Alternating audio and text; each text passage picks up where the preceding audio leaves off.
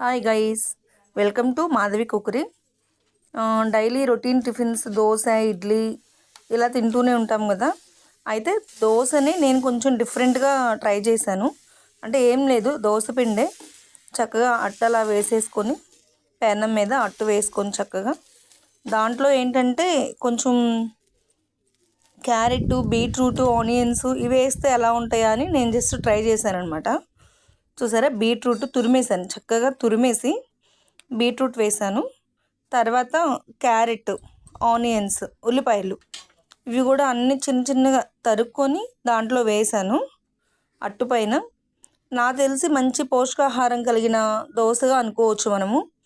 ఇంకోటి ఏంటంటే పిల్లలు విడిగా మనం క్యారెట్స్, బీట్రూట్స్ పెడితే కూడా తినరు, పెద్దవాళ్ళతో సహా మనం కూడా తినమనుకోండి. ఇలా ట్రై చేస్తే మాత్రం 1, 2, 3 అలా తింటామని నా అభిప్రాయం. ఆయిల్ వేసుకోవచ్చు. నేనైతే ఆయిల్తో పాటు మామిడికాయ చట్నీలో ఉన్న ఆయిల్ కూడా వేసాను. సో చట్నీ కూడా అవసరం లేదు దీంట్లో నంచుకోవడానికి. అదే కొంచెం మంట మంటగా ఉంది, తినేటప్పుడు చాలా టేస్ట్గా కూడా ఉంది. ఆయిల్ కూడా స్మెల్ డిఫరెంట్గా ఉంది. ఇది మీడియం ఫ్లేమ్లో అయితే పెట్టుకోవాలి. ఎక్కువ ఫ్లేమ్ పెట్టేస్తే ఆల్రెడీ దోశ పలచగా ఉంది కాబట్టి త్వరగా మాడిపోయే అవకాశం ఉంది. కాబట్టి మీడియం ఫ్లేమ్లో పెట్టుకుంటే చక్కగా దోశ అనేది క్రిప్సీగా కూడా ఉంటుంది, మరీ మెత్తగా ఏమి ఉండదు. సైడ్స్ కూడా చక్కగా కాలి అలా ఫోల్డింగ్ చేసుకుంటే చాలా బాగుంటుంది అనమాట. చాలా చాలా టేస్టీగా అయితే ఉంది. నేను ట్రై చేశాను, మీరు కూడా ఒకసారి ట్రై చేస్తారని పెడుతున్నాను.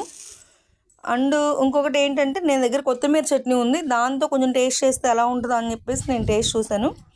చాలా అంటే చాలా టేస్ట్గా ఉంది. కొత్తిమీర చట్నీ ఇప్పుడు అందరూ ఎక్కువ తింటున్నారు కదా, చాలా టేస్ట్గా ఉంది. ఒకసారి ట్రై చేసి ఎలా ఉందో